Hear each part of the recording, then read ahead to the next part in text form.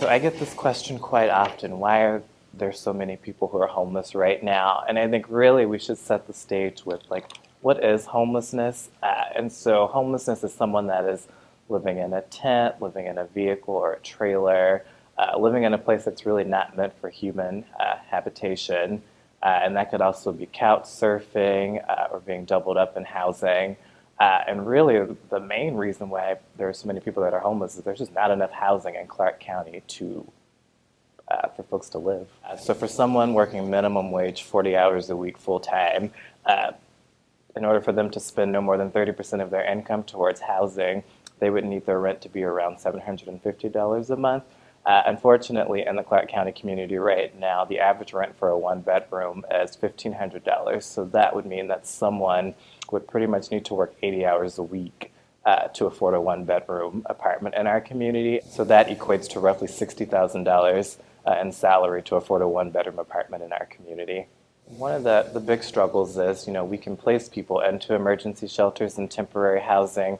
However, back to the original issue, there's not enough housing in Clark County. So once we place them in temporary housing or temporary shelters, there's no place, because really the ultimate goal is to get them into a permanent housing option. And so when there's no place for them to go, they sort of just circle through the cycle again, and they end up typically back where they were before they entered into that temporary housing solution.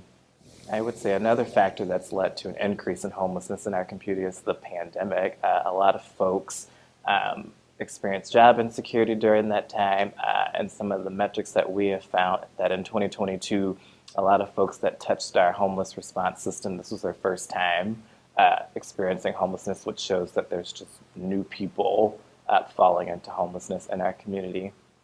So sometimes folks who are experiencing homelessness will use substances to honestly cope with, the lack of food, to suppress hunger, to stay awake so that they can stay alert out on the streets because it is dangerous out on the streets.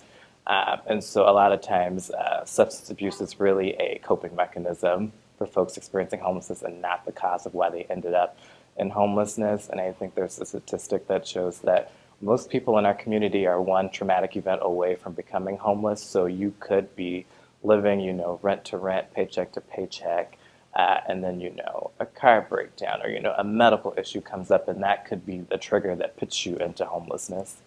And I think one of the big, takeaways is that a lot of times folks believe that, someone who has a substance abuse disorder or someone with mental health challenges, while yes, there are people, and sometimes that's the most visible homelessness that we see in our community, that is not the primary cause for folks to become homeless. There are many people who, have substance abuse disorders or mental health challenges that aren't homeless. And so really, again, it always circles back to there's just not enough housing in our community for people with low, middle, and very low incomes in our community.